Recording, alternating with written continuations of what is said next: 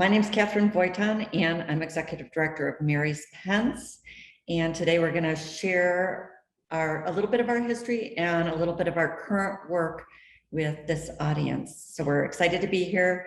Hilda Larios has joined me here. So Hilda, do you want to introduce yourself and then we'll start the presentation? Yes, thank you. I'm Hilda and I am from Mexico City, although my heart is in Guadalajara also. And I am the team leader of Espera, and I work together with Brenda and Eva, who are in Salvador. So I'm very, very nice to be here today with you. Thank you. Mary's Pence. This is the vision. We've always, since our founding, invested in women's organizations across the Americas for social change and social justice. This is a list of our founding board, and many in this group of Women Church Convergence will recognize some of the names on our founding board.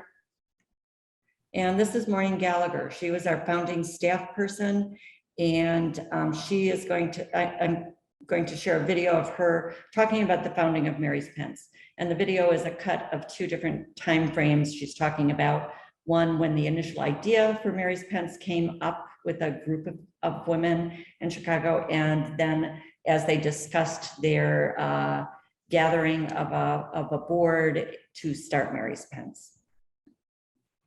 And so the anger just kept building up in me and building up with me.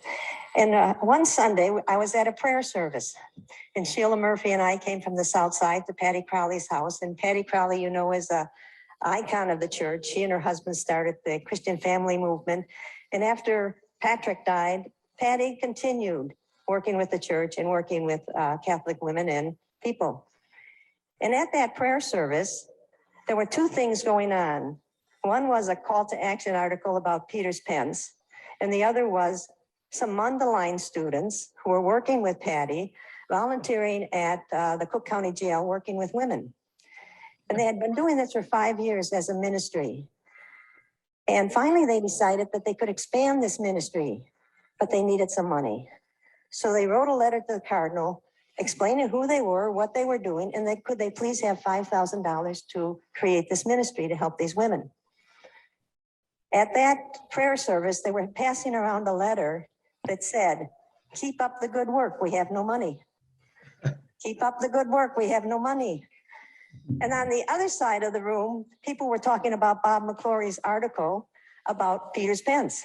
This was in 1986, and those of us who are old enough remember at that time that Banco Romano was declaring bankruptcy and accusing the Vatican Bank of causing this problem.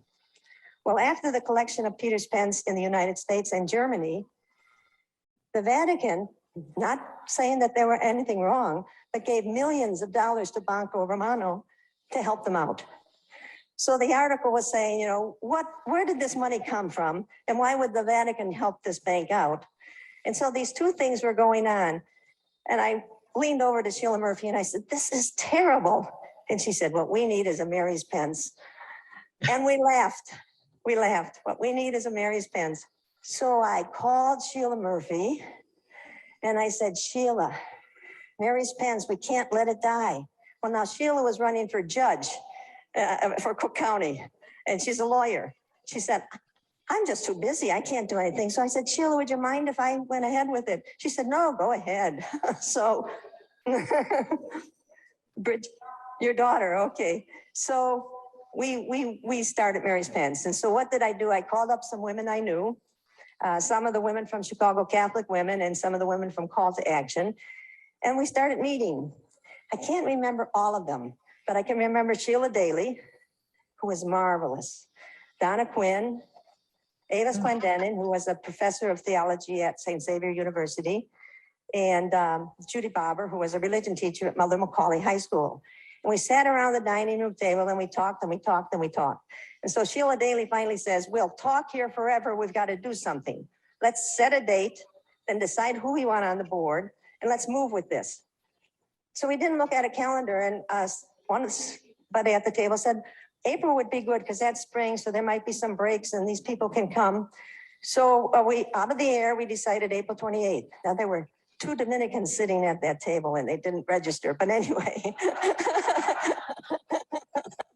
But anyway, we said, okay, April 28th, but if it's during the week, we'll move it to the weekend, because these are women who are sitting right here, some of them, who were professors at universities, were prioresses of their congregations, who were Luke Tobin, who was doing all about Thomas Merton. So we thought, they're busy women. Okay, so we'll move it to the weekend. So then we decided to raise names. And the names we arose were women who would represent all aspects of women in the Catholic Church. Lay, those who belong to women's congregations, old, young, married, single, but also who had entrance like we're speaking. And so we decided then, okay, these are the names, you call these, you call these, you call these, and ask them. And let's get the calendar and see. Well, we picked up the calendar, and April 28th was on a Thursday, but it was the feast of St. Catherine of Siena, a wonderful Dominican saint who changed the church. We couldn't change it. We could not change it, because I believe Catherine of Siena, Teresa of Avila, Dorothy Day, and Hildegard were yelling across the divide, get your act together and do something. So we decided we'll leave it April 28th. And we called these women, and these women all said yes. These women all took time out to come to the board meeting, and they were marvelous women. And that board, they are the ones that really started Mary's Pence, because when they spoke, oh, okay. Like the Oscars, I won't go over time. So they came and they spoke and they wrote articles. Kay, you wrote an article for a magazine that we just put on the blog, and they are the ones that really got the word out. And then Sheila Daly of Call to Action said, I'll do a mailing to Call to Action. And that was a marvelous response, because she marked the envelopes. So we knew all the Call to Action people. And so the anger just kept building up in me and building up with me. Okay, so that was Maureen Gallagher at our 25th anniversary, which was 10 years ago. And you can see why Mary's Pence is part of Women Church Convergence. Our roots are the same, our connections overlap, and I think it's just wonderful. This is a picture of our current board and staff from our first face-to-face meeting after the pandemic. We gathered in St. Paul. So you can see the wonderful, wonderful staff that's carrying on, the wonderful board that fulfill their role, and the wonderful diversity that represents the board currently. I wanted to just mention why our funding is important. So only 1.6% of US philanthropic dollars go to help women and girls globally. Less than 0.5% of that specifically support women and girls of color. And really only a fraction of that 1.6 goes to women and girls in countries outside of the United States. So it's extremely important, the work that we're doing, along with some other organizations that are funding women and girls specifically, but the numbers are really astounding when you think about it. So we're happy to be doing this work. And when I run into Maureen or I run into past board members, they're so happy that Mary's Pence is still going and is still going strong, doing the work that they dreamed of. We do our work through 2 programs currently. So we have a Mary's Pence grants program in the United States that I'll talk about in a little bit, but it always goes to, the grants that we do always go to women-led organizations that are really doing strong social justice, long-term change in their community. And the second program, which started about 14 years ago with Hilda as the founding staff person, is the Aspera program. And Aspera stands for Economic Systems Providing Equitable Resources for All. And it is in Mexico and Central America. And with that, I will turn it over to Hilda to talk about Aspera. Thank you, Catherine. Thank you very much. I would like to talk before a little bit, I talk about Aspera, how we come to be Aspera. Because Mary's Pence, when Diana and I were in the board many years ago, Mary's Pence was working through grants through all Latin America and America, from, as I say, to the women from Canada to the Patagonia in Argentina. So that was what Mary Spence was doing. And I don't know, Diane, you should remember when we had these grants and we had not in the internet but by paper, not traveling with them from our places. So in this time, we decided to do a strategic plan where it comes to the, how to say, to the point that we saw that in Central America and Latin America, there were many applications around economics. And because the way that Mary Spence received the applications from Mexico, Central America, and South America were through the nuns, basically, that were working in these areas. And so we think about trying to do a more, how do you say, more solid work. I think that's our work now in Espera, to have solid organizations and solid economic initiatives. So I think we thought, well, let's try to see if we can change the approach of our work in America.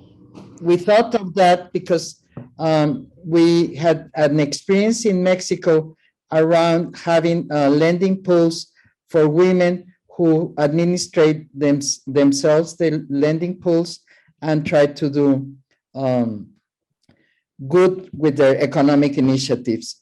So after 1 or 2 years that we were trying to change the approach we will have to work there, we come out with a strategic plan thinking of, well, we have the resources. We were lucky, very lucky, and we are still lucky to have, as Mary Spence, resources for the women.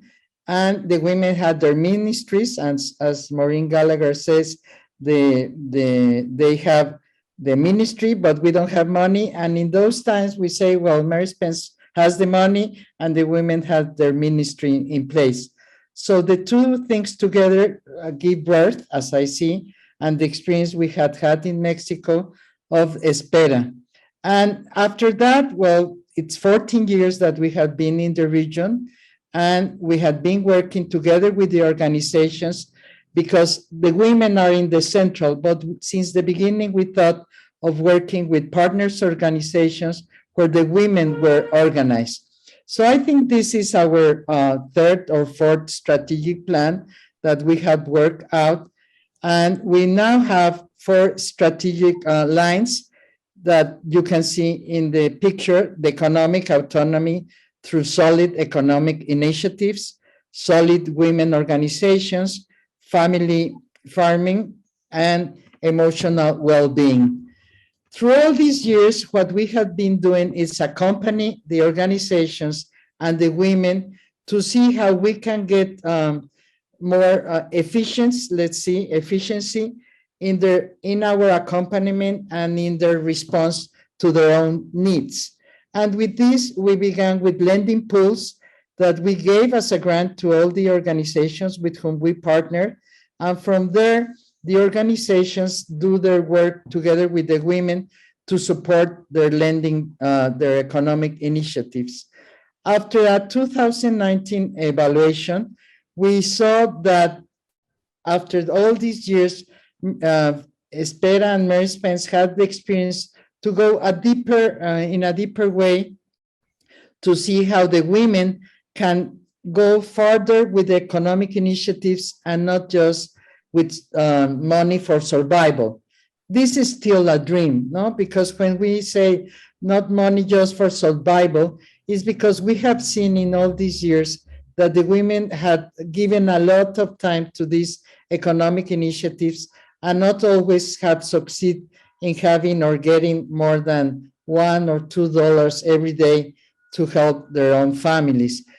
And we know that economics all over the world, and basically after the pandemic, it's harder and harder in all our countries, including the United States. But we think that women are really creative. They have their own struggles all over their lives and experience to get above their own struggles. So we are now, well, not now, but since the beginning, trying to give them some instruments and talk with them how to do better ways of having their economic initiatives, giving them more money. We thought sometimes of collaborative economic initiatives, but it's hard in these times to have collaborative economic initiatives, although we have seen that most of the economic initiatives that had success are family initiatives, where all the family is involved and not just the women or the women is the one who has the involvement in these economic initiatives.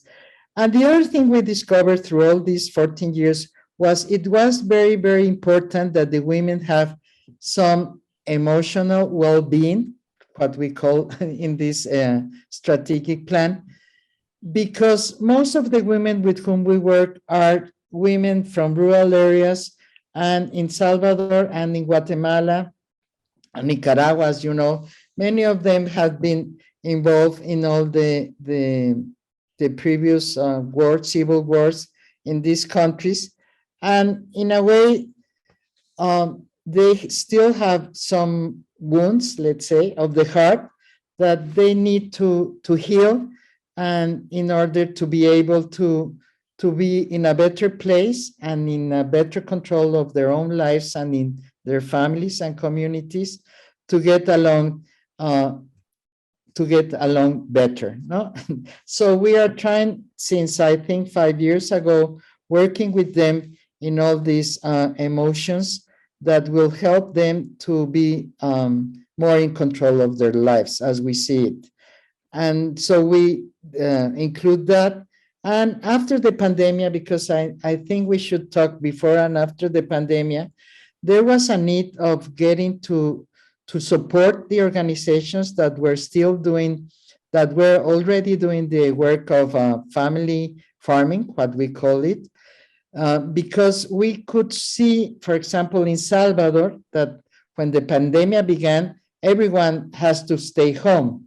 And we saw with them that it was very, very important to have some tomatoes in their own houses or whatever vegetables they want to eat. So since then, we began helping and supporting the organizations to give to the women some seeds and all the technical assistance to have some vegetables in hand, no, during times of not just the pandemic, but when there are droughts, and there are different ways of getting some vegetables in their own hands by themselves, no, by their own efforts. And the other thing that has been basically important in this Espera work is the solid women's organizations. Mary Pence is there, as I have said. Brenda and Eva are in Salvador, but we also work in other countries. And it's very, very important for us so that the women can, how to say, have a better path in their journey, is that they are organized and that their organizations are solid enough to be there. No, because Mary Pence, well, has 2 persons in the region working, or 3 with me, but the ones who are doing the work directly are the local organizations with whom we partnered. So we also try to give them some resources and some technical assistance in order to get themselves more solid. I will leave it like in this and come to this other how to say, well, other picture is and here we can see that since 2008, we began working with Salvador. Salvador has been our pilot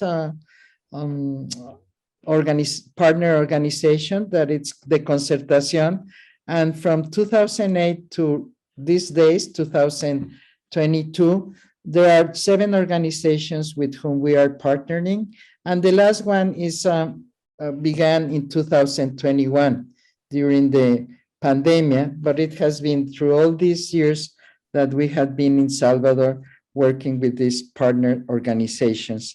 Then we also went to Guatemala and Nicaragua in 2009. We have to say that even in Salvador, Nicaragua, Honduras, and Mexico, we have been working with some of these organizations through grants. But after we decided to begin with Espera, we talked with them. And one of the things that changed was that before, all the women received the grants. And in this new epoch of Espera, the idea was that there will be grants for the organizations, but the women would have received them as loans, as with credits or loans. And so the women had to change their own approach of saying, well, I can pay this credit or this loan. I'm able to do it. And so that was a change.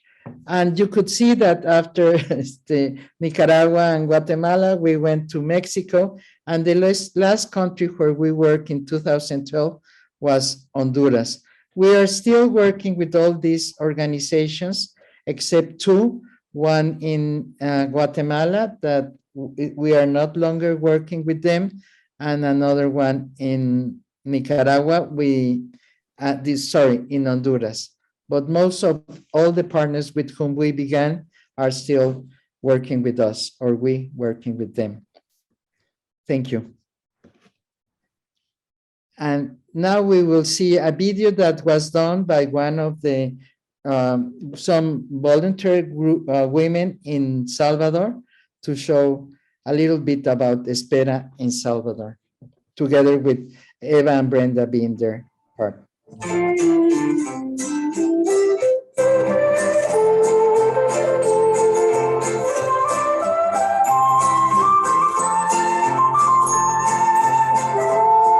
El trabajo inicia en el 2008 asociándose con la concertación de mujeres. En un inicio se creó un sistema de microcréditos para mujeres y poco a poco los fondos de Espera se fueron destinando a la inversión en iniciativas económicas. Ahora la principal misión de Espera es fortalecer los pequeños negocios de las mujeres con la intención de darle sostenibilidad financiera y rentabilidad. Para lograrlo, Mary Pence acompaña el trabajo organizativo de las asociaciones locales con las que se trabajan, abordando también procesos de salud emocional. No solo se les da una atención por tener el crédito, se les da una atención más integral de lo que es la salud emocional, la asistencia en sus iniciativas económicas, se les da, vemos la parte organizativa de las mujeres, vemos en general cómo se aplica la iniciativa, el beneficio que reciben las mujeres y la administración también, y dirigida a quienes, para quienes trabajan las mujeres sus iniciativas. Economía solidaria es la economía que hacemos en la comunidad, entre nosotras las mujeres, donde nos podemos dar cuenta que podemos tener, adquirir cosas sin necesidad de tener dinero, que podemos solventar necesidades a través de esa solidaridad entre las mujeres. Recibimos apoyo en salud emocional. Eso es algo bien importante porque nosotros como mujeres no necesitamos también solo, ¿verdad?, de trabajo y todo eso, también necesitamos tener encuentros, también por lo menos sanar nuestras heridas que tenemos, ¿verdad?, de los pasados, y este programa también en eso me ha ayudado bastante porque uno quiera o no tiene heridas pasadas que a veces uno ni en la familia se las cuenta, y ahí por medio de Mary Pence y concertación de mujeres pues hemos tenido esa oportunidad de pertenecer ahí, ¿verdad?, a eso de salud emocional. Pues yo quise darle las gracias siempre porque siempre los toman en cuenta por los talleres también, por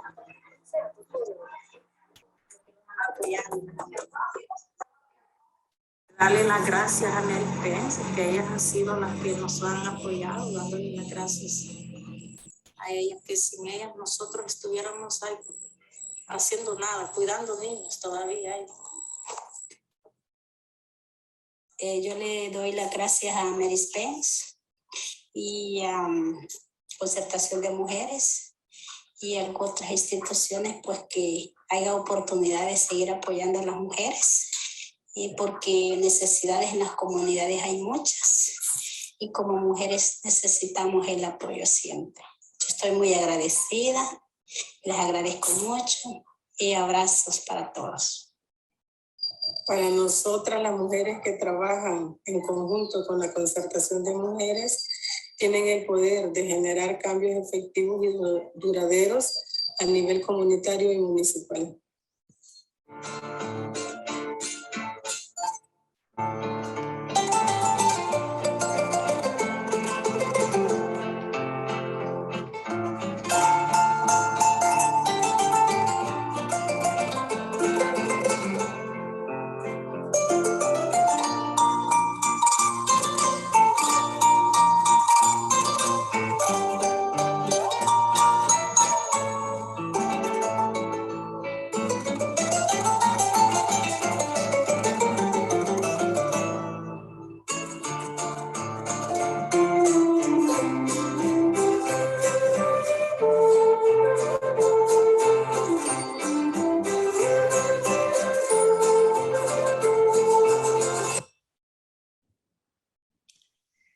Thank you, Hilda. Now we'll talk about the other portion of our work, which is the Mary's Pence Grants Program. So grants are currently focused on the United States. They go to women-led organizations that are working closely in their community for social change in their community. So we really focus on that long-term social change and less on the charity immediate needs. Although of course in most organizations, there is some of both for sure. We have 2 grant cycles and we grant to about 20 organizations each year. The grants are small. They're currently $5,000 and grantees can receive grants up to 3 years in a row. They're all small organizations that we grant to. So currently the budget restriction is organizations with $200,000 or less. So they typically have a very small staff, but do incredible things within their community. I'm going to share this video that highlights 4 of our current grantees because I think it best shows the face of the grantees and the grantees' work. Hi, my name is Shoa Philpotts, and I am the co-founder of It Takes a Village Collaborative. We are with RCP, which is the Refugee Community Partnership. My name is Kasia Bryant, and I am the executive director of Mama to Mama. Uvanga Charlene Apa Kanupak Siska Akpik. Chinik Mugarunga, Sulina Chirvik Mugarunga, Savak Tunga, Data for Indigenous Justice Me. Funding that we receive from Mary's Pence is supporting our language partners work. And we partner community members with a language navigator to be able to support them navigating all those systems. The community wanted to come together and call justice to this issue and awareness of missing and murdered Indigenous women and girls. And so that began the hard work of this database. And that was literally just writing it down and coming together to do that. There was a buzz in the community asking, like, where can I find a doula? Where can I find a doula that looks like me? We came up with the concept of Queen Bee Talks, which was just monthly conversations with women of color around things that we experienced. And the ones that were most attended were around wellness. The families who have lost people are the ones that have been carrying this work for so long before there were organizations to put it all together. I have had people reach out to me and say, I just want a doula because I don't want to die when I have my baby. And so when somebody comes to you, multiple people come to you and say that, you really have to like take that in and try to figure out if I'm in the position to make a difference, like I'm gonna do everything I can. Even when we approached the reentry program and we wanted to just dive in and help the women identify their needs, equip them with the skills to be advocate, break down social justice, how it works, organizing, we had to go back to the basics of just their wellness, their confidence, their awareness around how their experiences and their pain can be utilized as power. Women aren't seen and they aren't heard. Their concerns kind of get swept under the rug, especially women of color. We aren't just looking for data justice, right? We said data for Indigenous justice, and that means looking at everything. And that is addressing the root causes of colonialism and the ways that it's impacted our people today. Like many other social communities and structures, the prison system has been male dominated for years. So reentry services are focused on men. So what we found is that women coming out of prison did not have the proper resources for themselves as a woman. They deserve to be able to heal. They deserve to be able to function in a space of light. These women need to be a part of the conversation. We want to facilitate conversation around language access and language justice. And we use the feedback from community members. We use lived experience from the community, from that town, to create change that is reflective to the community that they serve. For Data for Indigenous Justice, within the first year of incorporation, with the support of folks like you at Mary's Pence, we were able to put out the first Alaska-specific report for MMIWG ever. So that meant a lot. It's used as a citation in things like legislative bills. It's used to call attention and awareness to this issue at federal meetings. Ideally, if we get to the point where community members are all feeling really confident in knowing their rights, then the next level up is like, okay, now how do we take that and how do we gather people and use that people power and that multicultural, cross-cultural collaboration to make more change. I have seen so much change and it gives me so much inspiration and it keeps me going as well. I am blown away by the women. Even when I talk to them or I touch base with them, just how confident they are, how they navigate roadblocks now, how they see opportunities in closed doors, whereas before they were defeated, is very, very inspiring to me to keep going. When women are put together, things move, and our city is a great example of that. Our board identifies all as women, so does all of our staff. And this work is Indigenous led. If we really are going to make change on this front, it means funding the people who are doing it, who are impacted most. If I'm not mistaken, we trained like 16 or 17 doulas with the funding that we got from Mary's Pence. And so to know that training happened because of Mary's Pence, and then because of that, there are birth workers in the community advocating for clients. It's really important. Mary's Pence is a partner because we see a lot of ourselves in them. And that's something that we value a lot, because it's in this journey, you need partnership, you need form relationships. Mary's Pence means so much to our organization. You were one of my first funders and you funded a little baby organization, and so again, it just means a lot to have support. I'm just excited to continue to put the fire under people and allow people to see the light in themselves so that they can go and spread the light in the world. So, yeah.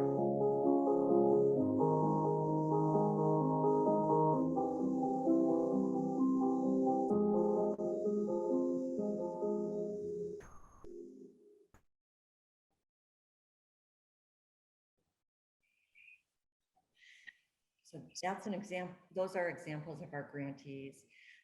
We also focus both in the Aspera program strongly and also in the grants program on capacity building.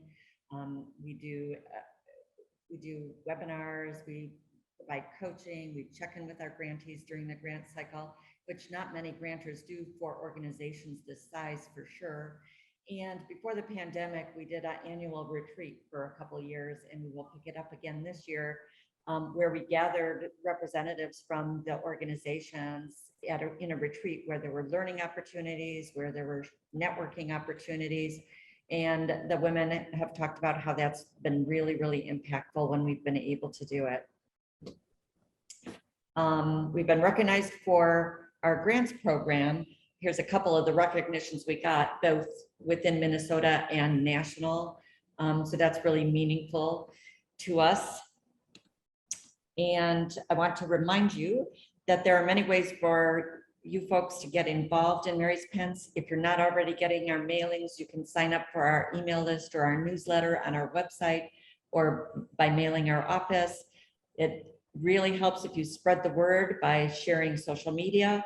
If anybody wants to spread the word with a community of friends or their faith community, we're happy to provide materials. We're happy to Zoom into a call if that makes sense. We do have volunteers who write stories, etc. And of course, the biggest support, and many of you are donors, is to make a donation to Mary's Pence. So that is our presentation, and I think Hilda and I both can take a few questions. I know we're a bit over time, but I want to at least give you an opportunity to make a comment or ask a question. I have a question. And I don't know how your funding goes as far as how you allot it. I mean, every year, does the board get together and decide X amount of money goes here and X amount goes there? Who decides? I mean, who makes the decision about where you spend the money? Is it the board or is it the executive director? Or how does the organization, I guess, work? Good question. So I typically put together a budget. I have staff focused on the 2 program areas propose a budget to me, and I take that and combine it into something that meets what our dollars available is, and the board approves it. So there's lots of different stakeholders that contribute to that. The amount we spend directly on each program is actually really close in similarity. So they're very evenly distributed.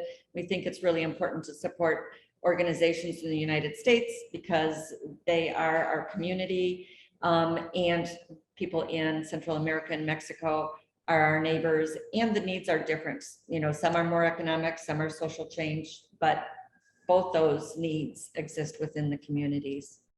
Our funding comes predominantly from individual donors, which gives us a really strong base. So about 90% of our funding comes from individual donors. Many have been giving, 20 years or more even. So it's really incredible.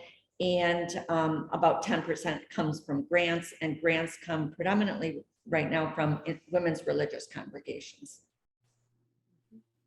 But if an organization wanted to be funded from you, they would write to you, or? Yes, there's a grants application process if they're an organization in the United States. The criteria is on the website, like, what size we fund, et cetera. And we do have a grants manager on staff. So she has time to answer individual questions and support folks. We do have, prior to each granting cycle, we do an orientation for anybody who wishes to join us and hear about the criteria and ask questions at that point in time. And we do a lot of back and forth conversation with some applicants, because we know the organizations we're funding with are very small and may not have a lot of deep grant writing experience. So Grace, our grants manager, is happy to talk with people or give them feedback on their applications. And that is another way that I didn't list on the ways you can contribute.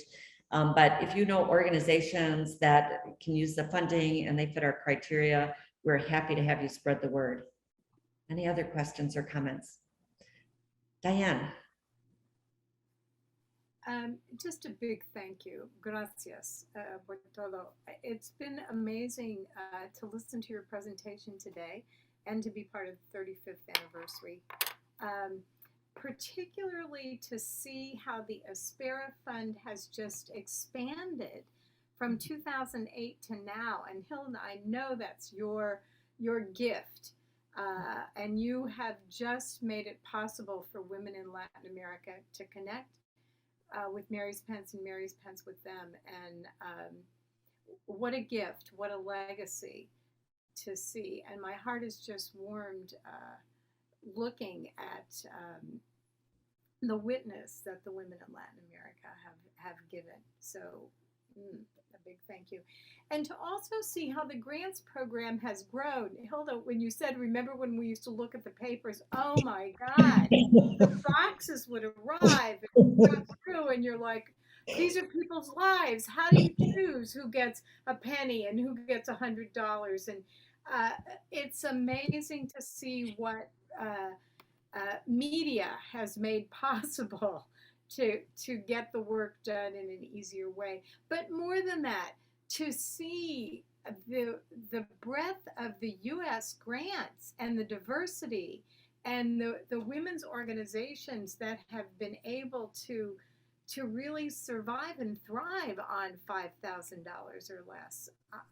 That's an amazing story, and I know how true that is. And Catherine, that's in your ballpark, I think, to just see how those grants have expanded. So thank you to everyone who's giving blood, sweat, and tears to keep women's organizations open. Thank you, Diane, for your words. And I remember when we had this 30th anniversary, the women that began Mary Pence were saying, we were thinking of a movement, no? So I say, well, we are a movement, different ways of being a movement, but I feel always like a river coming from south to north and north to south. So I think it's great to be looking this 35 years of Mary Pence. And thank you also, all of you, to be part, because I think all of us are interconnected, and all our tenderness in our heart has made all this Mary Pence as history. So thank you also for all of you. Mary Pence is grateful to be part of this community of Women Church Convergence, and we're all working from the same values toward the same goals. So thank you very much. Mm-hmm. Thank you, Catherine and Hilda. It was tremendous to see what you're doing and what women are doing in their local communities. Is truly inspiring to see that. Any other comments or questions? Yeah, this is Carolyn. I was just deeply moved by the individuals who talked about how it actually works in their organization. You know, it was deeply moving to me. Mm-hmm. Yeah, there's nothing that can replace hearing the women's voices telling about their work. Well, thank you very much, Mary Pence. You're all wonderful. It was truly enlightening. I wish we could show it, or people will have the opportunity to go to the website, Women Church website, and your website to see all this inspiration. In fact, I want to recommend it to the people in Sipawak, just so they're conscious. You know, you hear things are going on, but here you see it, in fact, it's going on. Yeah. So thank you very, very much.